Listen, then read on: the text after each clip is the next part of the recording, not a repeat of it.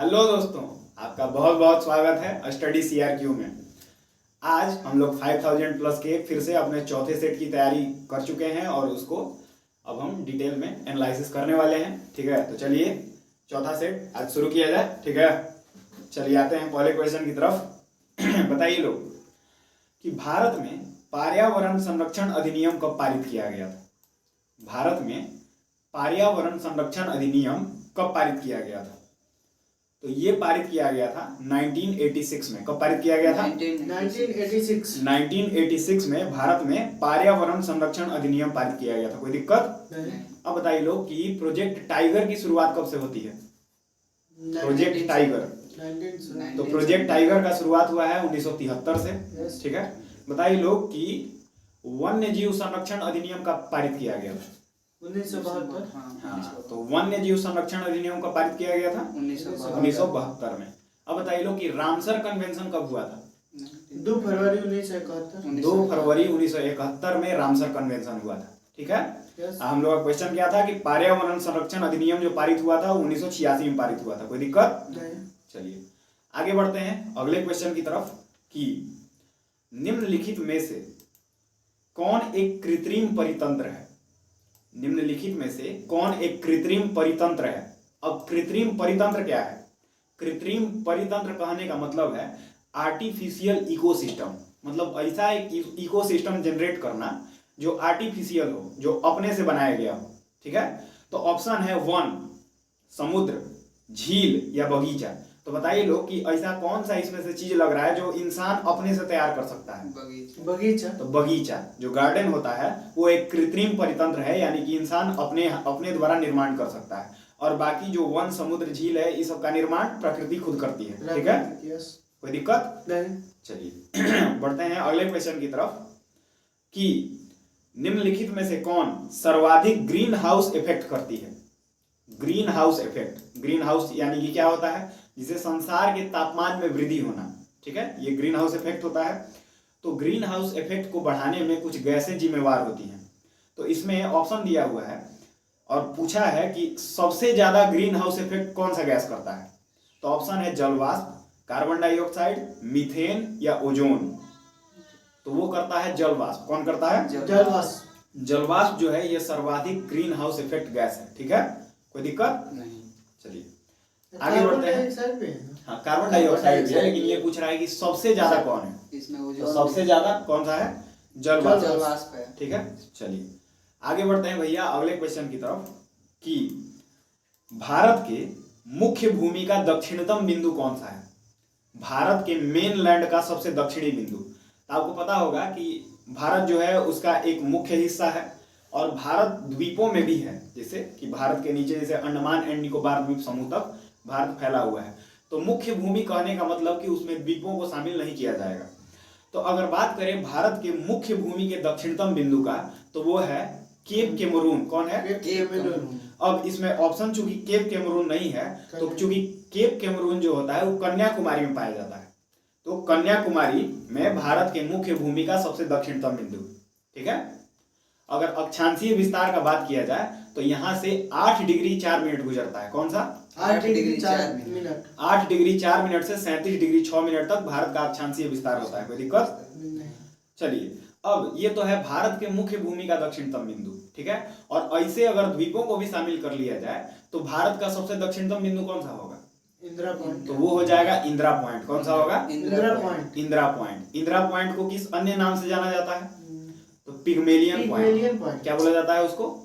Pygmalion point. अब बताइए लोग कि भारत का सबसे उत्तरी बिंदु कौन सा है? उत्तरी बिंदु आपका इंदिरा कौल। कौन सा है? इंदिरा कौल। इंदिरा कौल भारत का सबसे उत्तरी बिंदु है। अब बताइए भारत का सबसे पूर्वी बिंदु कौन सा है? पूर्वी अरुणाचल प्रदेश का किबिथु। कौन सा है? किबिथु। अरुणाचल प्रदेश में है किबिथु। सबसे पश्चिमी बिंदु कौन सा है? गौर माता। कौन सा? गौर माता। हाँ, गौर माता, ये गुजरात में पड़ता है। ठीक है, कोई दिक्कत नहीं। तो अगर उत्तर से दक्षिण अगर लंबाई की बात किया जाए तो कितना है बताइए लोग? 3214 किलोमीटर। और पूर्व से पश्चिम अगर लंबाई की बात किया जाए तो 2933 किलोमीटर। ठीक है, चलिए आगे बढ़ते हैं अगले क्वेश्चन की तरफ कि भारत में किस प्रकार का वन सर्वाधिक भाग में पाया जाता है? भारत में किस प्रकार का वन पाया जाता है, यही क्वेश्चन पूछा है। ठीक है, यस तो अब बताइए लोग कि कौन सा ऐसा क्षेत्र है, अक्षांशीय क्षेत्र है, जहां पर सूर्य का किरण सालों भर मतलब उस क्षेत्र में पड़ते रहता है। तो वो है 23.5 डिग्री उत्तरी अक्षांश से लेके 23.5 डिग्री दक्षिणी अक्षांश तक। कहां से कहां तक? 23.5 डिग्री उत्तरी अक्षांश से 23.5 डिग्री दक्षिणी अक्षांश। यानी कि कर्क रेखा से मकर रेखा के बीच ही सूरज के सनलाइट का सीधा पोजीशन होता है। ठीक है, तो अब इस क्वेश्चन का आखिर रिलेशन कैसे है कि भारत में किस प्रकार का वन सर्वाधिक भाग में पाया जाता है। तो अगर आप वर्ल्ड मैप पर देखिएगा तो भारत का जो पोजीशन है वो 23.5 डिग्री उत्तरी अक्षांश यानी कि कर्क रेखा इसके बीच से होकर गुजरता है। ठीक है, अब कर्क रेखा उसके बीच से होकर गुजरता है यानी कि यहाँ पर उष्णकटिबंधीय वन पाए जाएंगे। कैसे? उष्णकटिबंधीय वन पाए जाते हैं। ठीक है, अब उष्णकटिबंधीय में भी दो का ऑप्शन है इसमें कि उष्णकटिबंधीय सदाबहार वन पाया जाता है या उष्णकटिबंधीय पर्णपाती वन पाया जाता है। तो अब बताइए कि उष्णकटिबंधीय सदाबहार वन उस जगह पर पाए जाते हैं जहां पर सालों भर वर्षा होती है, यानी कि 10 डिग्री उत्तरी अक्षांश से लेकर 10 डिग्री दक्षिणी अक्षांश के बीच जितने भी वन पाए जाएंगे उसमें उष्णकटिबंधीय सदाबहार वन पाए जाते हैं। लेकिन हम लोग के भारत में आपको पता होगा कि पतझड़ का भी मौसम आता है। आता है कि नहीं? बताइए कि हर एक सीजन में पत्ता झड़ता है कि नहीं यहाँ पर, यानी कि ये सदाबहार वन की श्रेणी में नहीं आएगा भारत का वन, तो किस श्रेणी में आएगा? पर्णपाती वन में। ठीक है, तो इस तरह से भारत में किस प्रकार का वन सर्वाधिक पाया जाता है भाई? उष्णकटिबंधीय पर्णपाती वन पाया जाता है। कोई दिक्कत नहीं? एकदम आया समझ में? बढ़िया। तो भारत में किस प्रकार का वन सबसे ज्यादा पाया जाता है भाई? उष्णकटिबंधीय पर्णपाती वन। इसका रीजन भी पता चल गया क्यों पाया जाता है। चलिए आगे बढ़ते हैं अगले क्वेश्चन की तरफ कि निम्नलिखित कथनों में कौन सही है। आपको ये पता करना है कि दो ठो कथन दिया हुआ है, इसमें कौन सही है और कौन गलत है। पहला हम बोलते हैं कि हिमालय के पश्चिमी भाग की अपेक्षा पूर्वी भाग में अधिक विविधता पाई जाती है। क्या ये सही है? तो ये बिल्कुल सही है। हिमालय के पश्चिमी भाग की अपेक्षा पूर्वी भाग में अधिक विविधता पाई जाती है। हम बता रहे हैं कैसे। जैसे ही आप पश्चिमी भाग में हिमालय के चलिएगा तो वहां पर जम्मू कश्मीर मिलेगा आपको, उत्तराखंड मिलेगा आपको, हिमाचल प्रदेश मिलेगा आपको, और वो पूरा का पूरा क्षेत्र जो है वो मतलब कि बर्फ से ढका हुआ रहता है। तो अब बताइए कि बर्फीले क्षेत्र में जैव विविधता पाया जाएगा कभी? बहुत ज्यादा जीव जंतु तो नहीं पाए जाते हैं बर्फीले क्षेत्र में। लेकिन जैसे जैसे उत्तर की तरफ बढ़ते जाइएगा, सिक्किम की तरफ जाइएगा, तो आपको मतलब कंचनजंगा मिलेगा। कंचनजंगा मिलेगा ना, वो हिमालय का ही एक हिस्सा है। तो कंचनजंगा को यूनेस्को के हेरिटेज साइट में क्यों रखा गया है? क्योंकि वहां पर जैव विविधता बढ़िया पाया जाता है। तो इससे भी आप अनुमान लगा सकते हैं कि उसके पश्चिमी क्षेत्र में जैव विविधता कम पाया जाता है और पूर्वी क्षेत्र में हिमालय के जैव विविधता ज्यादा पाया जाता है। तो ये इस बात को डिफाइन करता है कि हिमालय के पश्चिमी भाग की अपेक्षा पूर्वी भाग में अधिक विविधता पाई जाती है। ठीक है, यानी कि ये सही है। अगला है कि हिमालय के पश्चिमी भाग की अपेक्षा पूर्वी भाग की चौड़ाई अधिक है।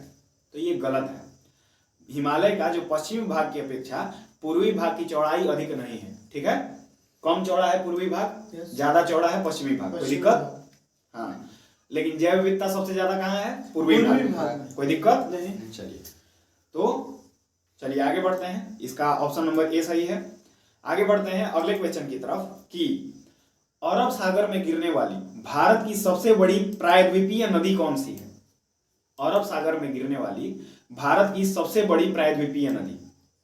तो अरब सागर में गिरने वाली नदियां यानी कि जितनी भी नदियां जो पश्चिम की तरफ प्रवाहित होती हैं, पश्चिम की ओर बहती है, पश्चिम की तरफ बहने वाली नदियां, तो उसमें सबसे बड़ी प्रायद्वीपीय नदी कौन सी है? तो वो है नर्मदा नदी। नर्मदा नदी। अब नर्मदा नदी का उद्घाटन स्थल कहाँ से है? अमरकंटक पहाड़ी से ये नर्मदा नदी निकलता है और पश्चिम की तरफ बहता है और जाके अरब सागर में गिरता है। और ये अरब सागर में गिरने वाली सबसे बड़ी नदी है। ठीक है, विंध्य और सतपुड़ा पर्वत के पैरेलल ये सब नदी निकलती है सब। अब नर्मदा और ताप्ती ये एक मतलब ऐसी दो नदियां हैं जो डेल्टा का निर्माण नहीं करती हैं, एस्चुरी का निर्माण करती है। कैसा? एस्चुरी का निर्माण करती है। कौन कौन सा नदी? नर्मदा और ताप्ती।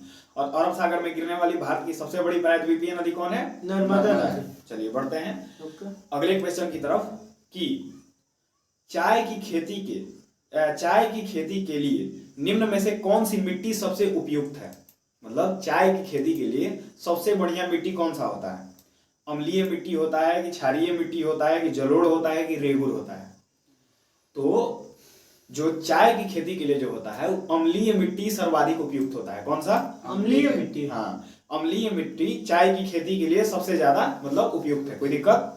बागवानी कृषि कहाँ पर होता है? तो जो ढलान होता है पहाड़ का, वहां पर बागवानी कृषि बढ़िया से होता है। कोई दिक्कत? ढलानों पर। हाँ, चलिए आगे आते हैं अगले क्वेश्चन की तरफ कि मानसून निवर्तन होता है मतलब किस दिशा से किस दिशा की तरफ? मानसून निवर्तन यानी कि मानसून रिट्रीट। ठीक है, क्या बोला जाता है इसको? Monsoon retreat. अब तो मानसून के बारे में अगर हम देखें तो मानसून जो प्रवेश करता है, ठीक है, वो किधर से करता है? तो वो केरल के क्षेत्र से होकर मानसून प्रवेश करता है हम लोग के भारत में। ठीक है, हिंद महासागर की तरफ से। और जो मानसूनी हवाएं होती हैं वो दो भाग में विभाजित हो जाती हैं। ठीक है, एक जो होता है पश्चिमी घाट पर्वतमाला के पैरेलल जाता है। ठीक है, और एक जो होता है पूर्वी घाट पर्वतमाला के पूरब से होके जाता है। कहां से कहां? एक पश्चिमी घाट पर्वतमाला के पश्चिम से जाता है पैरेलल, और एक पूर्वी घाट पर्वतमाला के पूरब से होके निकलता है। ये मतलब मानसून का प्रवेश, मानसूनी हवाओं का प्रवेश होता है भारत में। अब जो पूरब की साइड से जाता है, ठीक है, वो सीधा जाकर मेघालय में जो मतलब है गारो खासी जयंतिया, ठीक है, हाँ, जाके मतलब कि वहां पर पहाड़ियां है ना जहाँ पर सबसे ज्यादा मासिनराम में बारिश होता है। तो मेघालय में कौन कौन सी पहाड़ियां? गारो खासी जयंतिया, ये सब पहाड़ी है ना। तो वहां पर जाके वो डायरेक्ट वहां से टकरा जाता है, और वहां पर चूंकि बीच में कोई बाधा नहीं रहता है उसके, ठीक है, बंगाल की खाड़ी से डायरेक्ट जाके वहीं पर टकराता है, तो पूरा का पूरा अपना बारिश का पानी वहीं गिरा देता है, पूरब वाला। ठीक है, तो इसी कारण वहां पर सबसे ज्यादा बारिश होता है। ठीक है, अब हाँ, अब ये जो पश्चिम वाला जो केरल के साइड से होकर निकलता है पश्चिमी घाट पर्वतमाला से, वो जाके हिमालय से टकराकर, ठीक है, अरावली पर्वतमाला के पैरेलल वो निकल जाता है। इसी कारण राजस्थान में बारिश नहीं होता। तो हिमालय पर्वतमाला से टकरा के और पूरे मतलब तराई भागों में वो बारिश करवाता है। ठीक है, अब तो ये तो घुसा इधर से। ठीक है, अब ये रिट्रीट कैसे होता है, वापस कैसे आता है? तो वो आता है जैसे कि उत्तर पश्चिम का जो तट होता है, उत्तर पश्चिम के तट से भारत के बंगाल की खाड़ी की तरफ से आगे लौटता है वो। ठीक है, कोई दिक्कत नहीं? उत्तर पश्चिम से बंगाल की खाड़ी की तरफ आके लौटता है, तो इसी को मानसून निवर्तन बोला जाता है। क्या बोला जाता है? मानसून निवर्तन, यानी कि मानसून रिट्रीट। आया समझ में? चलिए, तो इसका ऑप्शन नंबर डी सही होगा कि उत्तर पश्चिम भारत से बंगाल की खाड़ी की तरफ मानसून निवर्तन होता है। कोई दिक्कत नहीं? चलिए आगे बढ़ते हैं अगले क्वेश्चन की तरफ कि बताइए लोग कि वेनेजुएला की राजधानी कहां पर है? वेनेजुएला की राजधानी, तो वेनेजुएला की जो राजधानी होता है वो होता है काराकस। कहां पर? कराकस। वेनेजुएला की राजधानी कहां पर है? कराकस है। अब बताइए बेलग्रेड कहां की राजधानी है? Belgrade, Serbia. तो सर्बिया की राजधानी होता है बेलग्रेड। ठीक है, अब बताइए मस्कट किस देश की राजधानी है? Muscat, Oman. तो मस्कट जो है ओमान की राजधानी है। अगला बताइए काहिरा किस देश की राजधानी है? काहिरा, मिस्र। ठीक है, मिस्र। इजिप्ट की राजधानी कहां पर है? काहिरा। चलिए आगे बढ़ते हैं अगले क्वेश्चन की तरफ कि निम्नलिखित में से कौन सुमेलित नहीं है? आपको बताना है। यहाँ पर तूफान का जो अलग अलग देशों में नाम होता है उसको आपको सुमेलित करना है। तो बताइए भारत में इसको चक्रवात बोला जाता है, क्या ये सही है? चक्रवात सही है। भारत में इसको चक्रवात बोला जाता है। चाइना का जो तट है उधर उसमें टाइफून बोला जाता है, क्या ये सही है? टाइफून, तो बिल्कुल सही है। चाइना में इसको टाइफून बोला जाता है। ऑस्ट्रेलिया में विली विली बोला जाता है, सही है? ये भी सही, बिल्कुल सही है। ऑस्ट्रेलिया में विली विली बोला जाता है। अमेरिका में बागियों बोला जाता है, क्या ये सही है? ये गलत है। ये गलत है, ये बिल्कुल गलत है। अमेरिका में चीनुक बोला जाता है, क्या बोला जाता है? चीनुक। अमेरिका में चीनुक बोला जाता है, और चीनुक नाम से ही अमेरिका में हेलीकॉप्टर भी बनाए जाते हैं। ठीक है, चलिए आगे बढ़ते हैं अगले क्वेश्चन की तरफ कि कोरल रीफ या प्रवाल भित्ति मुख्यतः कहां पाई जाती है? जो कोरल रीफ या प्रवाल भित्ति होता है वो मुख्यतः कहां पाया जाता है? तो जो कोरल रीफ और ये प्रवाल भित्ति है वो ज्यादातर कर्क रेखा से मकर रेखा के बीच का जितना क्षेत्र होता है उसी क्षेत्र में आपको मिलेगा। कहां? कर्क रेखा से मकर रेखा के बीच। हाँ, कर्क रेखा से मकर रेखा 23.5 डिग्री ऊपर, 23.5 डिग्री से ऊपर चले जाइए या 23.5 डिग्री से नीचे चले जाइए। ठीक है, वहां पर ज्यादा नहीं मिलेगा। ठीक है, सबसे ज्यादा कहाँ मिलेगा कोरल रीफ? तो कर्क रेखा एवं मकर रेखा के बीच, यानी कि 23.5 डिग्री उत्तरी अक्षांश से लेके 23.5 डिग्री दक्षिणी अक्षांश के बीच में। ठीक है, चलिए, तो इसका ऑप्शन नंबर सी सही है। चलिए आगे बढ़ते हैं अगले क्वेश्चन की तरफ कि स्वर्ण सिंह समिति का संबंध किससे है? स्वर्ण सिंह समिति का संबंध, तो जो स्वर्ण सिंह समिति का संबंध है वो है मूल कर्तव्यों से। किससे? मूल कर्तव्यों से है स्वर्ण सिंह समिति का संबंध। जब हम लोगों का संविधान लागू हुआ था 26 जनवरी 1950 को, तो उसमें मूल कर्तव्य नाम से कोई चीज नहीं रखा गया था। मूल अधिकार था लेकिन मूल कर्तव्य नहीं था। लेकिन धीरे धीरे लोगों को लगा कि नहीं, जैसे सरकार की जवाबदेही होती है हर एक चीज में, तो कुछ ऐसा भी व्यवस्था होना चाहिए कि उसमें मतलब कि यहाँ के नागरिकों की भी जवाबदेही बने। ठीक है, तो उसके लिए मूल कर्तव्य का प्रावधान किया गया। अब मूल कर्तव्य जो जोड़ा गया हम लोग के भारत के संविधान में, वो जोड़ा गया था 42वां संवैधानिक संशोधन के द्वारा 1976 में। कब जोड़ा गया था? 42वां संविधान संशोधन 1976 में जोड़ा गया था, और इसमें 10 ठो मूल कर्तव्य को जोड़ा गया था आर्टिकल 51A के तहत। ठीक है, अब ये मूल कर्तव्य किस देश से लिया गया है? मूल कर्तव्य तो वो लिया गया है रसिया से। ठीक है, हाँ, मूल कर्तव्य कहाँ से लिया गया है? रसिया के संविधान से लिया गया है। अब 1976 में जो सरदार स्वर्ण सिंह समिति के सिफारिश पर 10 मूल कर्तव्य को ही जोड़ा गया था, लेकिन इसमें 11वें मूल कर्तव्य को भी जोड़ा गया था, जिसमें 6 से 11 वर्ष के जो बच्चे होते हैं उनको, 6 से 14 वर्ष के जो बच्चे होते हैं उनको निःशुल्क शिक्षा देने का प्रावधान किया गया था। बताइए ये कौन सा संवैधानिक संशोधन था? 86वां संवैधानिक संशोधन 2002 में। ठीक है, और इसी को आर्टिकल 21A में भी जगह दिया गया था। ठीक है, निःशुल्क शिक्षा। कोई दिक्कत नहीं? चलिए, तो स्वर्ण सिंह समिति का संबंध किससे है? तो वो है मूल कर्तव्यों से। इसका ऑप्शन नंबर सी बिल्कुल सही है। कोई दिक्कत नहीं? चलिए आगे बढ़ते हैं अगले क्वेश्चन की तरफ कि न्यायोचित एवं मानवीय कार्य दशाओं तथा मातृत्व सहायता के लिए उपबंध संविधान के किस अनुच्छेद में किए गए? जो मातृत्व सहायता होता है उसका मतलब किस अनुच्छेद में प्रबंध किया गया है? तो वो किया गया है आर्टिकल 42 में। किसमें किया गया है? आर्टिकल 42। आर्टिकल 42 में मतलब कि मातृत्व सहायता के लिए। उसमें क्या होता है कि जैसे मान लीजिए कि सरकारी काम में कोई महिला है, ठीक है, और वो प्रेग्नेंट हो जाती है, ठीक है, तो उसको कुछ दिन पहले, मतलब बच्चा पैदा होने के कुछ दिन पहले, अब बच्चा होने के कुछ दिन बाद तक उसको छुट्टी दिया जाता है। ठीक है, शायद एक महीना पहले और 1 महीना बाद तक छुट्टी दिया जाता है, और उस चीज का उसको पेमेंट भी फुल दिया जाता है। तो यही आर्टिकल 42 में है। और ये जो है आर्टिकल 42 ये डीपीएसपी के अंतर्गत आता है। ठीक है, राज्यों के नीति निर्देशक तत्वों के अंतर्गत आता है। कोई दिक्कत नहीं?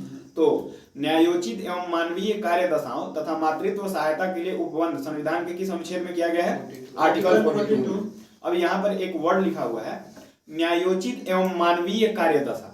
तो एक बात बताइए कि मान लीजिए महिला है, ठीक है, तो महिला से महिला लायक ही ना काम दीजिएगा। यस, कि महिला से लगेगा पत्थर ढोवाने, या ऐसा काम दे दीजिएगा जो पुरुषों के बस का हो और वो महिलाओं को दे रहे हैं। तो इसी कारण ये एक वर्ड डाला गया है न्यायोचित एवं मानवीय कार्य दशाओं के अनुसार, यानी कि जो सक्षम हो वही काम दीजिए उसको। ठीक है, कोई दिक्कत? चलिए आगे बढ़ते हैं अगले क्वेश्चन की तरफ कि भारत के नियंत्रक एवं महालेखा परीक्षक के संबंध में निम्न कथनों पर विचार करें। नियंत्रक एवं महालेखा परीक्षक यानी कि कंट्रोलर एंड ऑडिटर जनरल, ठीक है, कैग। चलिए, तो पहला है कि इसका कार्यकाल 6 वर्ष या 62 वर्ष जो पहले आयु तक होता है। क्या ये सही है?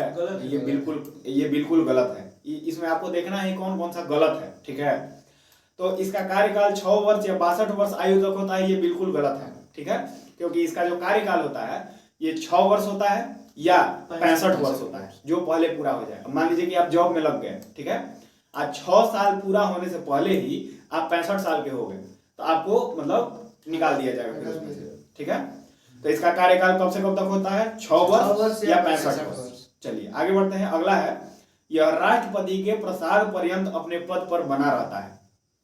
तो ये बिल्कुल मतलब गलत होता है। जो कैग की नियुक्ति होता है वो राष्ट्रपति करते हैं, ठीक है, लेकिन ये इनके प्रसाद पर्यंत नहीं बने रहते हैं, क्योंकि इनका अपना कार्यकाल होता है 6 वर्ष का या 65 वर्ष की आयु तक का।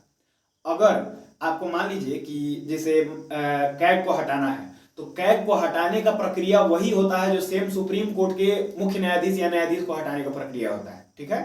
तो इसमें राष्ट्रपति का रोल नहीं है, कोई दिक्कत। चलिए अब आइए अगला है, मतलब ये भी जो लिखा है ये गलत है कि राष्ट्रपति के प्रसाद पर्यंत ये अपने पद पर नहीं रहते हैं। अगला है इसके वेतन एवं अन्य सेवा शर्तें राष्ट्रपति द्वारा निर्धारित होती हैं, तो ये भी बिल्कुल गलत है। इनका जो वेतन एवं अन्य सेवा शर्त है वो संसद के द्वारा निर्धारित किया जाता है, न कि राष्ट्रपति के द्वारा किया जाता है, कोई दिक्कत नहीं।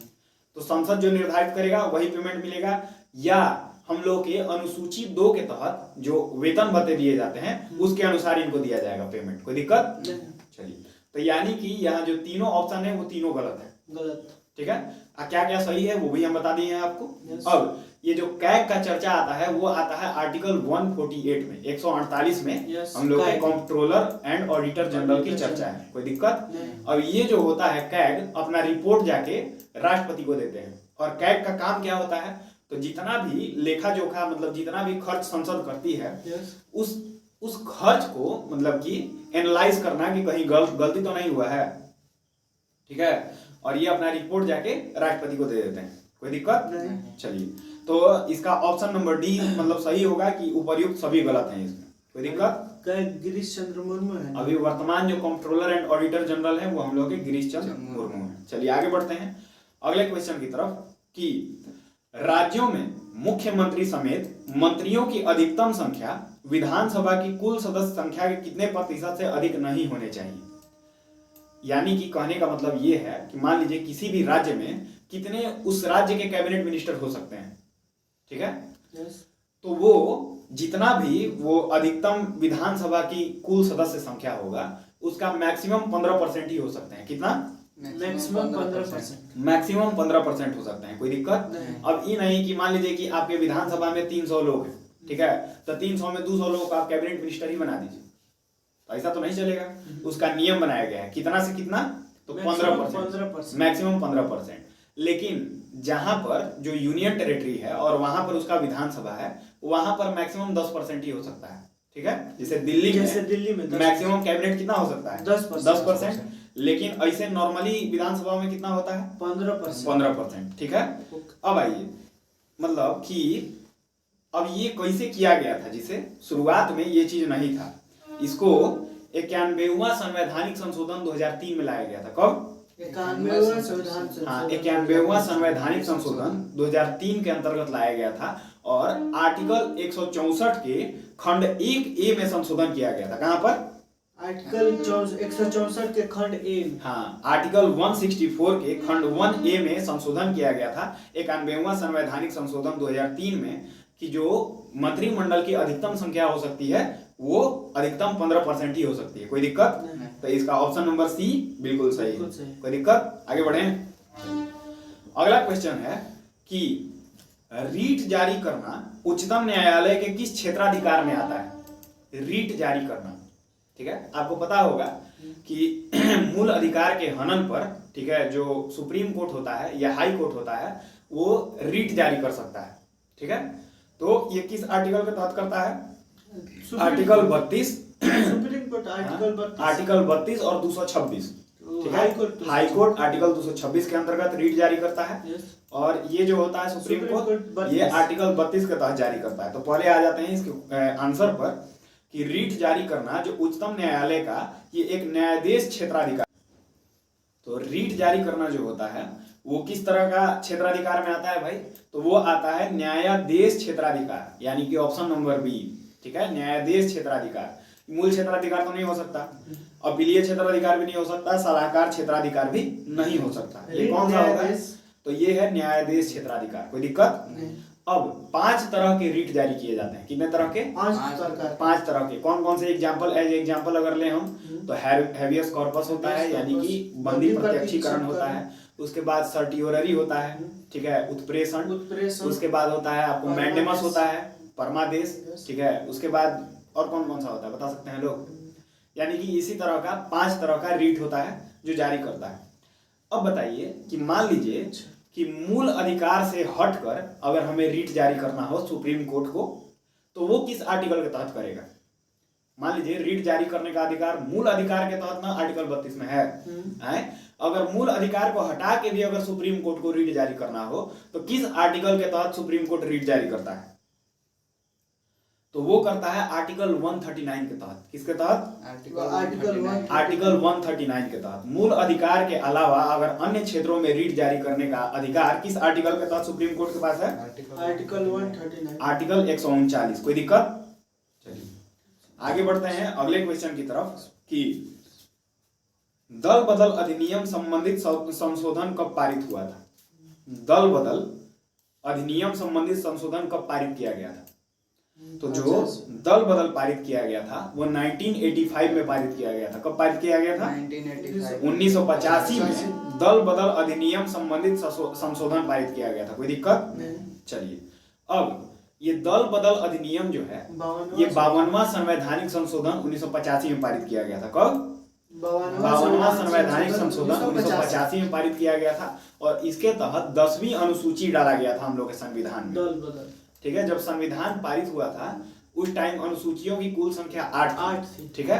लेकिन पहला जो संवैधानिक संशोधन हुआ था उसके तहत 9वीं अनुसूची को जोड़ा गया था 1951 में, और जो 52वां संवैधानिक संशोधन हुआ था 1985 में उसके तहत 10वीं अनुसूची को डाला गया था। और वो 10वीं अनुसूची जो थी वो कौन सी थी? दल बदल। तो दल बदल संशोधन अधिनियम डाला गया था। अब क्यों डाला गया था 1985 में? तो 1985 से पहले दल बदल अधिनियम का बहुत ज्यादा मतलब कि दुरुपयोग होता था।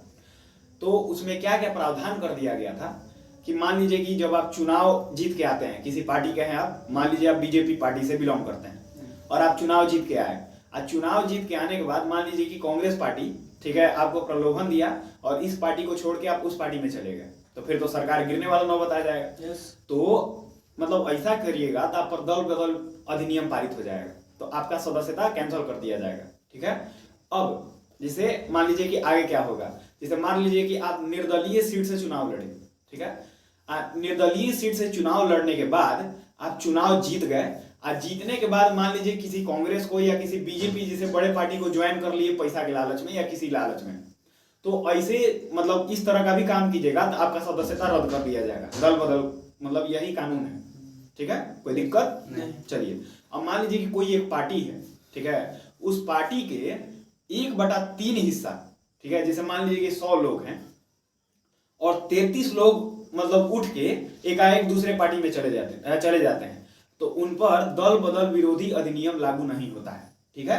कोई दिक्कत नहीं। चलिए तो दल बदल अधिनियम संबंधित संशोधन कब पारित किया गया था? तो ये 1985 ईस्वी में पारित किया गया था। चलिए आगे बढ़ते हैं अगले क्वेश्चन की तरफ कि सर्वप्रथम प्रत्यक्ष चुनाव का प्रावधान निम्नलिखित में से किस अधिनियम के द्वारा किया गया था? जो प्रत्यक्ष चुनाव हुआ था सबसे पहला, वो किस अधिनियम के तहत किया गया था? तो वो किया गया था भारत शासन अधिनियम 1919। किसमें? भारत शासन अधिनियम 1919 में सबसे पहला बार प्रत्यक्ष चुनाव करवाया गया था। ठीक है। प्रत्यक्ष चुनाव। हाँ।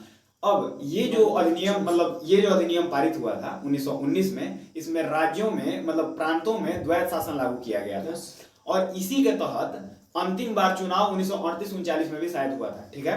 मतलब कि इस तरह का चुनाव पद्धति बहुत दिन तक अपनाया गया था। ठीक है। चलिए अब ये जो 1919 का चुनाव हुआ था वो 8 प्रांतों में टोटल संपन्न हुआ था। ठीक है। जिसमें बिहार, बंगाल, उड़ीसा का भी क्षेत्र था। कोई दिक्कत? 8 प्रांतों में। हाँ, 8 प्रांतों में संपन्न किया गया था। कोई दिक्कत नहीं। चलिए तो बताइए लोग कि भारत शासन अधिनियम जो 1919 पारित हुआ था उस समय गवर्नर जनरल कौन थे और राज्य सचिव कौन थे? 1919 में मॉन्टेग्यू थे राज्य सचिव और चेम्सफोर्ड मतलब वायसराय थे। ठीक है। चलिए आगे बढ़ते हैं। इसका ऑप्शन नंबर सी सही है। आगे बढ़ते हैं अगले क्वेश्चन की तरफ कि प्रधानमंत्री का राष्ट्रपति को सूचनाएं प्रदान करना संबंधी कर्तव्यों का उल्लेख किस आर्टिकल में है? प्रधानमंत्री का राष्ट्रपति को सूचना प्रदान करने संबंधी कर्तव्य का उल्लेख किस आर्टिकल में है? तो वो है आर्टिकल 78 में। ठीक है। आर्टिकल 78 में मतलब कि ये उपबंध किया गया है कि जैसे मान लीजिए कि संसद का जो पहला सेशन होता है उसका उद्घाटन राष्ट्रपति करते हैं। ठीक है। लेकिन राष्ट्रपति को इतना टाइम तो है नहीं कि बार बार वो हर एक कार्यवाही में संसद में आके बैठे रहेंगे। ठीक है। तो प्रधानमंत्री को आर्टिकल 78 के तहत ये कार्य दिया गया है कि राष्ट्रपति को जो भी काम अभी संसद में हो रहा होगा उसका सूचना वो राष्ट्रपति को देगा। ठीक है, कोई दिक्कत? किस आर्टिकल के तहत? तो आर्टिकल 78 के तहत। हमें याद आ रहा है कि ये किसी एग्जाम में ये क्वेश्चन आया था, आर्टिकल 78 वाला। ठीक है, शायद मेरे एनटीपीसी के एग्जाम में आया था ये आर्टिकल 78, सही मारे थे। ठीक है, तो प्रधानमंत्री का राष्ट्रपति को सूचनाएं प्रदान करने संबंधी कर्तव्य का उल्लेख किस आर्टिकल में है? आर्टिकल 78 में। अब बताइए आर्टिकल 74 में क्या है? तो आर्टिकल 74 में है कि काउंसिल ऑफ मिनिस्टर की चर्चा है और उसका हेड प्रधानमंत्री होगा। ठीक है, काउंसिल ऑफ मिनिस्टर मतलब भारत के राज्य क्षेत्र को चलाने के लिए काउंसिल ऑफ मिनिस्टर होगा और उसका हेड कौन होगा? प्रधानमंत्री होगा। ये आर्टिकल 74 में है। ठीक है, अब बताइए आर्टिकल 77 में क्या है? तो आर्टिकल 77 में है कि राष्ट्रपति, जैसे मान लीजिए कि संसद को मतलब कुछ कानून की आवश्यकता पड़ती है या मतलब उसको एक्सपेंड करने की आवश्यकता पड़ती है किसी कार्य को करने के लिए, तो राष्ट्रपति संसद के कार्य को आसान करने के लिए कानून बनाएगा। ठीक है, यही आर्टिकल 77 में है। ठीक है, कोई दिक्कत? चलिए, आर्टिकल 76 में अटॉर्नी जनरल की चर्चा है, कोई दिक्कत नहीं है। आर्टिकल 75 में क्या है ये बताइए लोग? आर्टिकल 75। हाँ, तो आर्टिकल 75 में है कि जितने भी काउंसिल ऑफ मिनिस्टर होंगे, ठीक है, वो प्रधानमंत्री की सलाह पर राष्ट्रपति के द्वारा नियुक्त किए जाएंगे। कोई दिक्कत? तो यहाँ से हो गया 74 हो गया, 75 हो गया, 76 हो गया, 77 हो गया और 78 हो गया। ठीक है, पूरा का पूरा आर्टिकल बता दिए। आर्टिकल 79 में संसद की चर्चा है, आर्टिकल 80 में राज्यसभा की चर्चा है, आर्टिकल 81 में लोकसभा की चर्चा है। कोई दिक्कत? चलिए आगे बढ़ते हैं अगले क्वेश्चन की तरफ। तो अगला क्वेश्चन है कि निम्नलिखित में से कौन सा देश प्रातःकाल शांति की भूमि के नाम से जाना जाता है? यानी कि लैंड ऑफ द मॉर्निंग काम, लैंड ऑफ द मॉर्निंग काम के नाम से कौन सा भूमि जाना जाता है? तो वो जाना जाता है दक्षिण कोरिया। कौन सा? दक्षिण कोरिया। हाँ, दक्षिण कोरिया को कौन सा भूमि कहा जाता है? लैंड ऑफ द मॉर्निंग काम, यानी कि प्रातःकाल शांति की भूमि। ठीक है, काल शांति की भूमि। दक्षिण कोरिया की राजधानी कौन सी है? सियोल है। हाल ही में दक्षिण कोरिया जो है अपना चंद्रमा मिशन लॉन्च किया है। ठीक है, दानुरी उसका नाम है। ठीक है, चलिए। दक्षिण कोरिया ने पुरुष में फोटो थी जीता है काला, क्या जीता? फीफा कुछ हॉकी चैंपियनशिप कुछ जीता है। चलिए ठीक है, आगे बढ़ते हैं अगले क्वेश्चन की तरफ। बताइए लोग कि विश्व जल संरक्षण दिवस कब मनाया जाता है? विश्व जल संरक्षण दिवस कब मनाया जाता है? 22 मार्च। तो ये मनाया जाता है ऑप्शन नंबर बी 22 मार्च को। कब मनाया जाता है भाई? 22 मार्च। 22 मार्च को विश्व जल संरक्षण दिवस मनाया जाता है। कोई दिक्कत नहीं। चलिए, 22 मार्च को ही बिहार दिवस भी मनाया जाता है और 22 मार्च को ही जल दिवस भी मनाया जाता है। कोई दिक्कत नहीं। चलिए आगे बढ़ते हैं अगला क्वेश्चन कि स्वदेशी और बहिष्कार आंदोलन का अनुमोदन कांग्रेस के किस अधिवेशन में हुआ था? ठीक है, स्वदेशी और बहिष्कार आंदोलन का अनुमोदन कांग्रेस के किस अधिवेशन में हुआ था? तो वो हुआ था बनारस अधिवेशन 1905, यानी कि ऑप्शन नंबर सी। किसमें हुआ था? बनारस अधिवेशन। बनारस अधिवेशन 1905 में हुआ था। इसमें स्वदेशी और बहिष्कार आंदोलन का अनुमोदन किया गया था कांग्रेस पार्टी के द्वारा। और ये किस चीज का मतलब कारण हुआ था? तो वो हुआ था बंगाल विभाजन के कारण। ठीक है, बंगाल विभाजन करने की मतलब घोषणा कर दिया गया था और उसके कारण स्वदेशी और बहिष्कार आंदोलन का शुरुआत किया गया था। ठीक है, इसमें एक बहुत ही अनोखा काम हुआ था कि जितने भी जेल में लोग मतलब कैदी थे, ठीक है, वो स्वदेशी आंदोलन को प्रमोट करने के लिए जेल का जो लिबास था वो मतलब कि बाहरी लिबास था, अंग्रेजी लिबास था, उसको त्याग दिए थे। ठीक है, और स्वदेशी से बनाए हुए वस्त्र को पहनने के लिए उसमें किया गया था। ठीक है, तो ये स्वदेशी और बहिष्कार आंदोलन का अनुमोदन कब किया गया था भैया?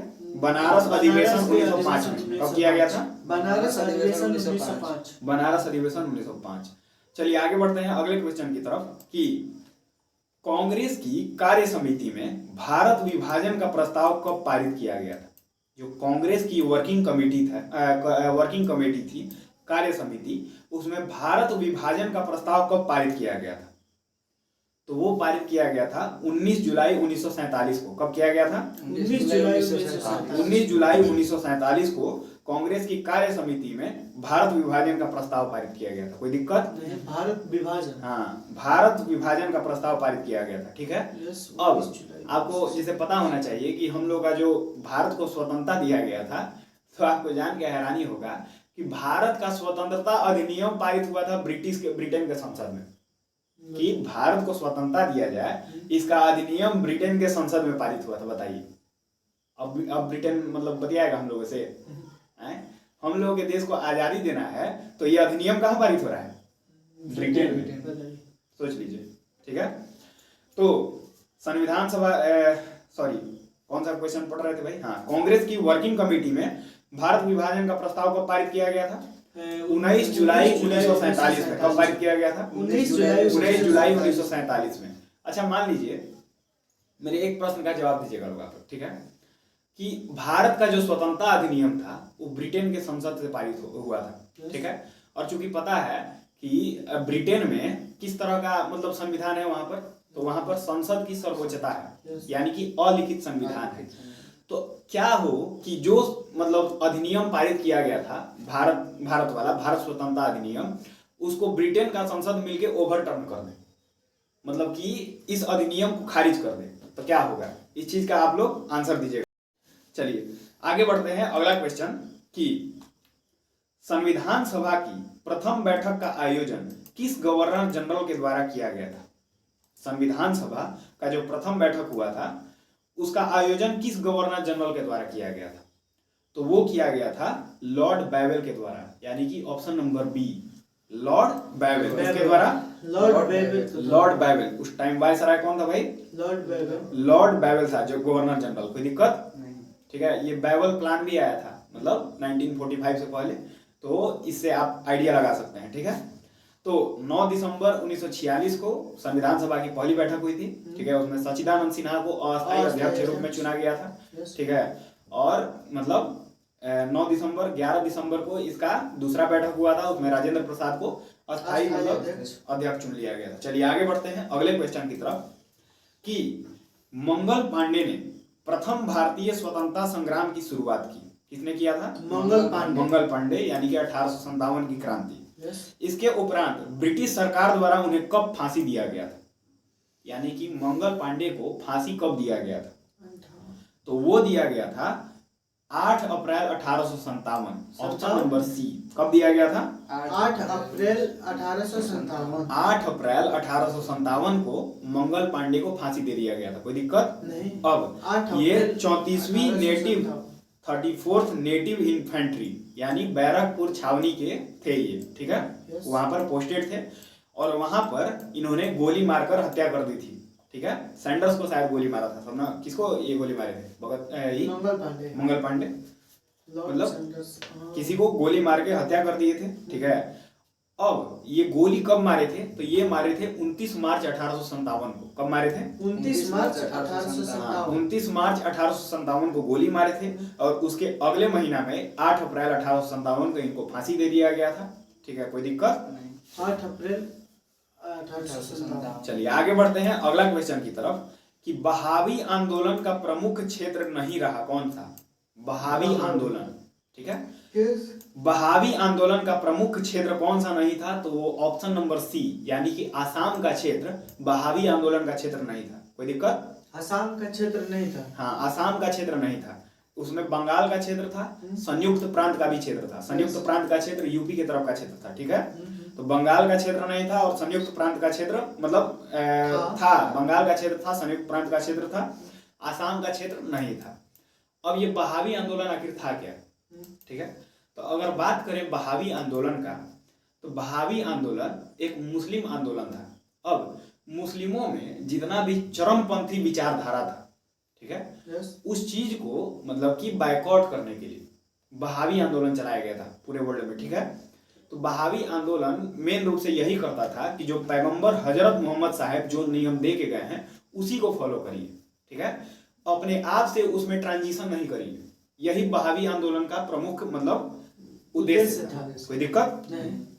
चलिए, तो बहावी आंदोलन का प्रमुख क्षेत्र कौन सा नहीं रहा था? तो आसाम क्षेत्र। चलिए आगे आते हैं अगले क्वेश्चन की तरफ कि एक बुक है, उसका नाम है एरिया ऑफ डार्कनेस। क्या नाम है? Area of darkness. Area of darkness के लेखक कौन है? एरिया ऑफ डार्कनेस, ठीक है। तो उसके लेखक हैं option number A VS Naipaul. कौन? वीएस नायपाल। हाँ, वीएस नायपाल जो हैं एरिया वो of darkness. Area of darkness पुस्तक के लेखक हैं। कोई दिक्कत?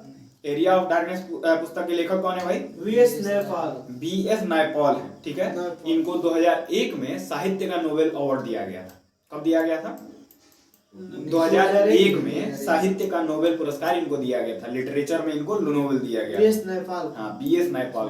पुस्तक का नाम है area of darkness. Area of darkness इनके पुस्तक का नाम है। चलिए आगे बढ़ते हैं, हम क्वेश्चन पूछते जाएंगे। सूची 1 को 2 से सुमेलित करना है आपको, ठीक है। तो बताइए लोग कि सूरत की संधि कब हुई थी? सूरत की संधि। हाँ, सूरत की संधि तो ये हुआ था सन 1775 ईस्वी में। कब हुआ था? 1775। सूरत की संधि कब हुआ था? 1775। 1775 ईस्वी में सूरत की संधि हुआ था। अब सूरत की संधि हो गया। चलिए आगे बढ़ते हैं। अगला है, जिसे सूरत की संधि हुआ था, ये सूरत की संधि मतलब किस चीज से संबंधित है? तो वो संबंधित है मतलब कि मराठा साम्राज्य का उस टाइम शासन हुआ करता था। माधवराव और नारायण राव वो लोग थे, गद्दी के लिए लड़ रहे थे, ठीक है। तो उसी में सूरत की संधि किया गया था। कब? 1775 ईस्वी में। अब बताइए पूना की संधि कब हुई थी? पूना की संधि तो वो हुआ था 1817 ईस्वी में। कब? 1817। सॉरी, चलिए 1817 ईस्वी में पूना की संधि किया गया था। कोई दिक्कत? पूना की संधि 1817। पूना की संधि 1817, सूरत की संधि 1775। अब बताइए पुरंदर की संधि कब हुआ था? तो पुरंदर की संधि हुआ था 1665 ईस्वी में। कब हुआ था? 1665। पुरंदर की संधि हुआ था 1665 ईस्वी में। कोई दिक्कत? ठीक है। तो ये हुआ था 11 जून 1665 ईस्वी को। कब हुआ था? 11 जून 1665। और ये हुआ था जयसिंह और शिवाजी के बीच। किसके किसके? पुरंदर की संधि। हाँ, पुरंदर की जो संधि हुआ था 11 जून और शिवाजी। हाँ, 11 जून 1665 ईस्वी को हुआ था। जयसिंह और शिवाजी के बीच हुआ था। जयसिंह जो थे वो मुगलों की तरफ से सेनापति थे, ठीक है। और शिवाजी जो थे वो किस मतलब थी से थे? किस? हाँ, मराठा साम्राज्य के ये संस्थापक थे। चलिए आगे बढ़ते हैं। तो इसका अगला है कि देवगांव की संधि कब हुआ था? देवगांव। हाँ, देवगांव। तो देवगांव की संधि हुआ था 1803 ईस्वी में। कब हुआ था? 1803 में, ठीक है। देवगांव की संधि कब हुआ था? 1803 में। तो फिर से बोलते हैं, सूरत की संधि कब हुआ था? सूरत की संधि 1775। 1775 में सूरत की संधि। पूना की संधि कब हुआ था? पूना की संधि 1817 में हुआ था पूना की संधि। पुरंदर की संधि कब हुआ था? 1665। 1665 में हुआ था पुरंदर का संधि। और देवगांव का संधि कब हुआ था? 1803 में। कब हुआ था? 1803 में। सालाबाई की संधि भी हुआ था। हाँ, एक सालाबाई सालाबाई की संधि भी हुआ था, ठीक है। चलिए बढ़ते हैं। तो इसका ऑप्शन नंबर सी सही है। कौन सा? Option number C. चलिए आगे बढ़ते हैं अगले क्वेश्चन की तरफ कि निम्नलिखित में से किस ग्रंथ से गुप्त काल के बारे में जानकारी मिलती है? कौन ऐसा ग्रंथ है जिससे गुप्ता पीरियड के बारे में जानकारी मिलती है? गुप्त काल के बारे में तो वो मिलता है ऑप्शन नंबर ए, मृक्ष कटिकम से। किससे? मृक्ष कटिकम। मृक्ष कटिकम से किस काल के बारे में जानकारी मिलती है? गुप्त काल। गुप्त काल, गुप्ता पीरियड के बारे में। कोई दिक्कत नहीं। अब बताइए कि मृक्ष कटिकम किसके द्वारा लिखा गया था? शूद्रक के द्वारा। किसके द्वारा? शूद्रक के द्वारा लिखा गया था। अगला बताइए कि मुद्रा राक्षस के रचनाकार कौन है? मुद्रा राक्षस विशाख दत्त। कौन है? विशाख दत्त। अगला बताइए गार्गी संहिता कौन लिखा था? अरे गार्गी। तो गर्ग मुनि उनका नाम था। क्या नाम था? गर्ग मुनि। गर्ग मुनि के द्वारा गार्गी संहिता लिखा गया था। राजतरंगिणी किसके द्वारा लिखा गया था? राजतरंगिणी कलहन के द्वारा लिखा गया था। इसमें कश्मीर का इतिहास है, जम्मू एंड कश्मीर का, ठीक है। चलिए आगे बढ़ते हैं अगले क्वेश्चन की तरफ कि कलिंग शासक खारवेल किस धर्म के अनुयायी थे? कलिंग के शासक थे, उनका नाम था खारवेल। वो किस धर्म के अनुयायी थे? कलिंग जो है वर्तमान में कहाँ पड़ता है? शायद उड़ीसा का जो क्षेत्र होता है उसको कलिंग बोला जाता है। तो कलिंग शासक खारवेल जो थे ये जैन धर्म के अनुयायी थे। किस धर्म के? जैन धर्म के। जैन धर्म के अनुयायी थे। कोई दिक्कत नहीं। चलिए आगे बढ़ते हैं अगले क्वेश्चन की तरफ कि भीतरी स्तंभ अभिलेख किस शासक से संबंधित है? भीतरी स्तंभ अभिलेख किस शासक से संबंधित है? तो जो भीतरी स्तंभ अभिलेख है वो स्कंदगुप्त के शासक से संबंधित है। किससे? स्कंदगुप्त शासक। तो भीतरी स्तंभ अभिलेख किस शासक से? स्कंदगुप्त शासक से। स्कंदगुप्त। भीतरी अभिलेख कहने का मतलब भीतरी स्तंभ उस अभिलेख का नाम है, भीतरी अच्छा। स्तंभ अभिलेख, ठीक है। Yes. वो एक स्तंभ अभिलेख है, ठीक है। रॉक एडिक्ट नहीं है, वो एक पोल एडिक्ट है, ठीक है। पोल मतलब कि स्तंभ, स्तंभ अभिलेख, ठीक है।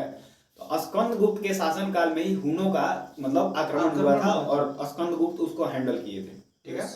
श्रीगुप्त जो थे वो गुप्ता डायनेस्टी के मतलब कि संस्थापक थे।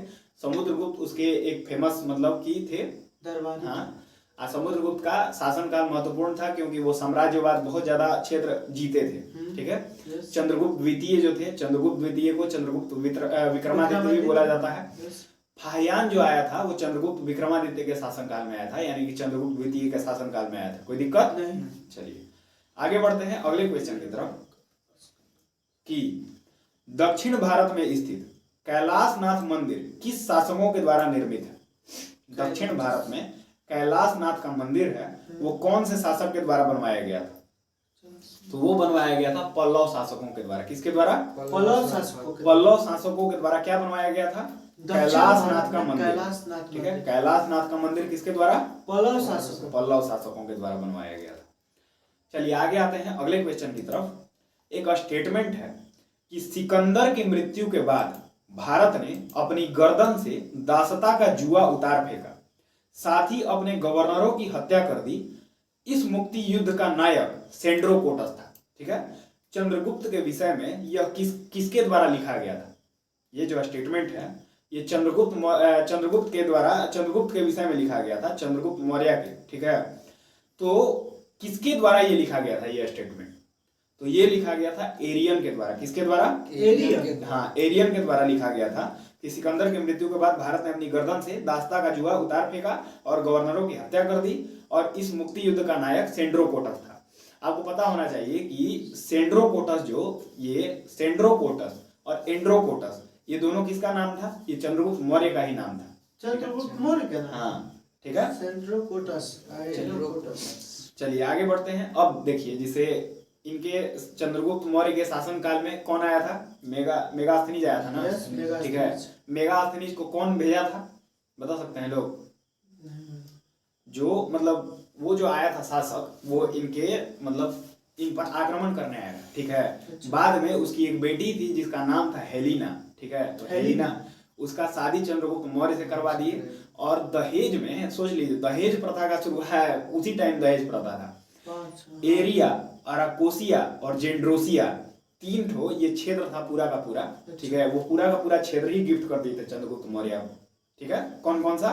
एरिया, अराकोसिया और जेंड्रोसिया, ठीक है। ये तीन क्षेत्र ही पूरा का पूरा दान कर दिए थे मेगास्थनीज को नहीं, वो जो शासक आया था इन पर हमला करने के लिए। अच्छा। बाद में इनसे खुश होकर अपनी बेटी का शादी करा दिया था, ठीक है।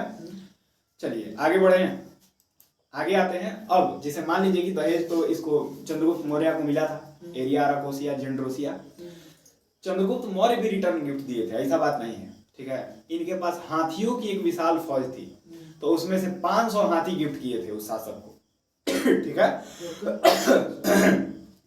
कौन सा गिफ्ट किए थे? 500 हाथी। चलिए आगे बढ़ते हैं अगले क्वेश्चन की तरफ कि ध्वनि का प्रभाव मानव के मस्तिष्क में संवेदन कितने समय तक रहता है? जो हम लोग सुनते हैं, ठीक है, उसका हम लोग के मस्तिष्क में संवेदन कितने सेकंड तक रहता है? 1/10। तो वो रहता है 1/10 सेकंड, यानी कि ऑप्शन नंबर बी। कब से कितना सेकंड तक रहता है भाई? 1/10। तो 1/10 सेकंड तक रहता है। कोई दिक्कत? चलिए आगे आते हैं अगले क्वेश्चन की तरफ कि नेत्र में प्रवेश करने वाले प्रकाश की मात्रा का नियंत्रण निम्न में से किस अंग के द्वारा किया जाता है? जो नेत्र में प्रवेश करता है प्रकाश की मात्रा, उसका नियंत्रण किस अंग के द्वारा किया जाता है? तो वो किया जाता है आइरिस के द्वारा। किसके द्वारा? आइरिस जो होता है वो प्रकाश की मात्रा का नियंत्रण करता है हम लोग के आइज में, ठीक है। किसके द्वारा? आइरिस के द्वारा। चलिए बढ़ते हैं अगले क्वेश्चन की तरफ कि रक्त की अशुद्धियां किस अंग में जाकर छन जाती हैं? रक्त की अशुद्धियां, तो ब्लड कहाँ पर प्यूरिफाई होता है? तो वो होता है वृक्क में। कहाँ पर? यानी किडनी। हाँ, किडनी में ब्लड जाके प्यूरिफाई होता है। कोई दिक्कत नहीं। चलिए, तो किडनी में जाके रक्त छन जाता है। चलिए आगे बढ़ते हैं अगले क्वेश्चन की तरफ कि रक्त का कितना प्रतिशत भाग प्लाज्मा होता है? रक्त का कितना प्रतिशत भाग प्लाज्मा होता है? तो वो होता है 55 से 60%। कितना होता है? 55 से 60%। ब्लड प्लाज्मा कितना होता है ब्लड में? रक्त में 55 से 60%। 55 से 60% होता है। कोई दिक्कत नहीं। चलिए आगे आते हैं अगले क्वेश्चन की तरफ कि एक पौधे पर पुष्पन होने के लिए उत्तरदायी हार्मोन कौन सा है। यानी कि पौधा, हर एक पौधे में पुष्प उगते हैं, यस। तो उस पुष्प को उगाने के लिए जो हार्मोन सीक्रेट होता है पौधों में, उसका नाम क्या है? तो उसका नाम है फ्लोरीजीन। क्या नाम है? फ्लोरीजीन। हाँ, फ्लोरीजीन जो होता है, ठीक है, फ्लोरीजीन से मतलब एक पौधे में पुष्प उगते हैं। कोई दिक्कत? तो फ्लोरीजीन क्या है? एक प्लांट हार्मोन है, ठीक है, और वो क्या काम करता है? पौधों में तो पौधों में फूल को उगने में मदद करता है, ठीक है। फ्लोरीजीन। अब आइए, एक होता है ऑक्जीन। ऑक्जीन क्या करता है? ऑक्जीन, तो ऑक्जीन जिसे प्रकाशानुवर्तन बोला जाता है, जिसे मान लीजिए कि टहनियों का विकास हो रहा है, तो वो सूर्य के प्रकाश की ओर होता है, ठीक है, तो ये ऑक्जीन हार्मोन करता है। कोई दिक्कत? ऑक्जीन, ठीक है। अब आते हैं आगे कि अगला क्वेश्चन है कि इंद्रधनुष किसके कारण होता है? इंद्रधनुष बनने का क्या कारण है? तो इंद्रधनुष जो होता है उसका कारण है, उसमें परावर्तन भी होता है और अपवर्तन भी होता है, ठीक है, परावर्तन भी होता है और अपवर्तन भी होता है। कोई दिक्कत? अब इंद्रधनुष जब भी उगता है तो हमेशा सूर्य के विपरीत दिशा में उगेगा। कहाँ? सूर्य के विपरीत दिशा। हमेशा जिस साइड सूर्य रहेगा उसके विपरीत दिशा में ही मतलब ये उगेगा। कोई दिक्कत? चलिए आगे बढ़ते हैं अगले क्वेश्चन की तरफ कि एक ही पदार्थ के अणुओं के बीच कार्यकारी आकर्षण बल को क्या कहा जाता है? एक ही पदार्थ के अणुओं के बीच कार्यकारी आकर्षण बल को क्या कहा जाता है? तो उसको बोला जाता है ससंजक बल। कौन सा? ससंजक बल। ससंजक बल, ठीक है, यानी कि कोहेसिव फोर्स। कोहेसिव फोर्स कौन सा? Cohesive force. तो इसका एग्जांपल आप इस चीज से समझ सकते हैं, जैसे कि मान लीजिए कि आप बोर्ड पर लिखते हैं, ठीक है, तो बोर्ड जो आप लिखते हैं, मान लीजिए पानी से लिखिएगा तो इस पर दिखाई देगा? नहीं दिखाई देगा। लेकिन इंक से लिखिएगा तो इस पर दिखाई देगा। तो ये एक अणुओं से दूसरे अणुओं में परस्पर आकर्षण हो रहा है, लेकिन दिखाई दे रहा है। अब दूसरा एग्जांपल आप समझ सकते हैं, जैसे पानी से कोई भी चीज भीग जाता है, ठीक है, तो ये कैसे भीग जाता है? तो इसका कारण यही कोहेसिव और एडहेसिव फोर्स होता है। कौन कौन सा? कोहेसिव और हाँ, एडहेसिव फोर्स, ठीक है। आसंजक बल एडहेसिव फोर्स को बोला जाता है और कोहेसिव फोर्स ससंजक बल को बोला जाता है, ठीक है। अब आइए, तो एक ही पदार्थ के अणुओं के बीच ससंजक बल लगता है और अलग अलग पदार्थ के अणुओं के बीच आसंजक बल लगता है। कोई दिक्कत? एक ही बल। हाँ, एक ही पदार्थ के अणुओं के बीच ससंजक और अलग अलग अणुओं के बीच आसंजक। अलग अलग अ से अलग अलग, अ से आसंजक, ठीक है, असंजक एक ही पदार्थ, ठीक है। ऑप्शन नंबर डी इसका बिल्कुल सही है। अब आते हैं अगले क्वेश्चन की तरफ कि किसी अभिक्रिया में भाग लेने वाले पदार्थ क्या कहलाते हैं? किसी अभिक्रिया में भाग लेने वाले पदार्थ क्या कहलाते हैं? आप केमिस्ट्री के रिएक्शन देखे होंगे, तो रिएक्शन में जो बाएं साइड रहता है, ठीक है, उसको क्या बोला जाता है, और जो दाएं साइड होता है उसको क्या बोला जाता है? तो जो बाएं साइड रहता है उसको अभिकारक बोला जाता है। क्या बोला जाता है? अभिकारक। अभिकारक यानी कि रिएक्टेंट, ठीक है। और जब रिएक्शन हो जाता है तो उसके दाहिने साइड जो बनता है उसको क्या बोला जाता है? प्रोडक्ट, यानी कि उत्पाद बनता है। कोई दिक्कत नहीं। चलिए, तो किसी भी अभिक्रिया में भाग लेने वाले पदार्थ क्या कहलाते हैं? अभिकारक। अभिकारक कहलाते हैं, यानी कि इसका ऑप्शन नंबर सी बिल्कुल सही है। चलिए आगे बढ़ते हैं अगले क्वेश्चन की तरफ कि क्षारक को जल में घोलने पर क्या मुक्त होता है? जब क्षार को जल में घोलिएगा तो क्या मुक्त होगा? तो वो मुक्त होता है हाइड्रोक्सिल आयन। क्या मुक्त होता है? Hydroxyl ion. हाइड्रोक्सिल आयन, यानी कि ऑप्शन नंबर ए, ठीक है। कौन सा? Hydroxyl ion. अब मान लीजिए कि आप सोडियम हाइड्रोक्साइड ले लीजिए और सोडियम हाइड्रोक्साइड को जब जाके जल में घोलिएगा तो Na+ अलग हो जाएगा और OH- अलग हो जाएगा। तो ये जो OH- होता है इसी को हाइड्रोक्सिल आयन बोला जाता है और इसी से डिटरमाइन होता है कि वो चीज क्षार है, ठीक है। कोई दिक्कत नहीं। चलिए, OH को क्या बोलते हैं? OH- यानी कि हाइड्रोक्सिल आयन, ठीक है। अब अगर H+ आयन होता है मुक्त तो उसको अम्ल बोला जाता है, ठीक है। आर्हेनियस के द्वारा दिया गया था ये सब कि जब H+ आयन मुक्त होगा तो वो अम्ल होगा, जब OH- आयन मुक्त होगा तो वो क्षार होगा। कोई दिक्कत नहीं। आगे बढ़ते हैं अगले क्वेश्चन की तरफ कि नींबू के रस का pH मान कितना होता है? 2.2 हाँ, तो नींबू के रस का जो पीएच मान होता है वो 2.2 होता है। कितना होता है? 2.2 यानी कि ऑप्शन नंबर बी इसका सही है। नींबू के रस का पीएच कितना होता है भाई? 2.2 2.2 होता है। चलिए आते हैं अगले क्वेश्चन की तरफ कि बादल और वायुमंडल का तैरना किस कारण से होता है? बादल और वायुमंडल का तैरना किस कारण से होता है? तो वो होता है ऑप्शन नंबर डी, यानी कि श्यानता के कारण। किसके कारण होता है? श्यानता के कारण। श्यानता के कारण बादल और वायुमंडल का तैरना होता है। और श्यानता कहने का मतलब क्या होता है? जैसे कोई चीज कितना गाढ़ा है, ठीक है, कितना श्यान है, ठीक है। अब बताइए कि जल ज्यादा श्यान होगा या शहद? शहद, ठीक है। तो इसी तरह बादल और वायुमंडल का जो होगा वो तैरना वो श्यानता के कारण होता है। तो दिक्कत पानी में भी लोग। हाँ, ठीक है। चलिए आगे बढ़ते हैं अगले क्वेश्चन की तरफ कि छाया में पनपने वाले पौधे को क्या कहा जाता है? जो छाया में पौधा पनपता है उसको क्या कहा जाता है? तो उसको कहा जाता है सियोफाइटस। क्या बोला जाता है? सियोफाइटस। हाँ, सियोफाइटस बोला जाता है। कोई दिक्कत नहीं, ठीक है। सियोफाइटस छाया में जो पौधे उग जाते हैं। अब जैसे मान लीजिए कि हम इसका सियोफाइटस इसका एग्जांपल हम देते हैं कि मान लीजिए कि छाया में कौन ऐसा जगह है जहां पर पौधे उगते हैं? तो एमाजोन का जो जंगल होता है, एमाजोन का जंगल वहां पर आप जाइएगा तो वहां के जो पौधे होते हैं वो बहुत बड़े बड़े होते हैं, लंबे, ठीक है। जब बहुत बड़े होते हैं और इस तरह से ऊपर से घेर लेते हैं वो पौधे कि सूर्य का जो किरण होता है वो उसके लैंड पर नहीं पड़ रहा होता है। तो जो एमाजोन जंगल का भूमि होता है वो बहुत ज्यादा दलदली होता है। उसी कारण तो नीचे चूंकि वहां छाया नहीं पहुंच पाता है, लेकिन वहां पर पौधे उगते हैं। तो वहां पर किस तरह के वो पौधे हो जाएंगे? सियोफाइटस हो जाएंगे। कोई दिक्कत नहीं कि ये छाया में पनप रहे हैं, छाया में उगने वाले पौधे। अब शुष्क भूमि पर जो पौधे उगते हैं उसको जीरोफाइटस। जीरोफाइटस ना, कोई दिक्कत नहीं। चलिए आगे बढ़ते हैं अगले क्वेश्चन की तरफ कि मैनरहीन अंतरराष्ट्रीय सीमा रेखा किन दो देशों के बीच है?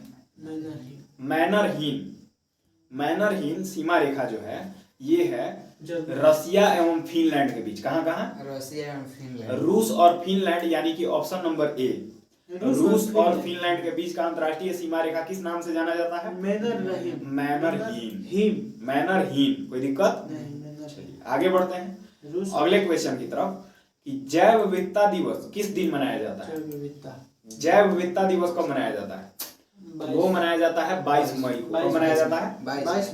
22 मई को जैव विविधता दिवस मनाया जाता है, ठीक है। चलिए आगे बढ़ते हैं अगले क्वेश्चन की तरफ कि राष्ट्रीय खाद्य सुरक्षा मिशन की शुरुआत किस वर्ष की गई?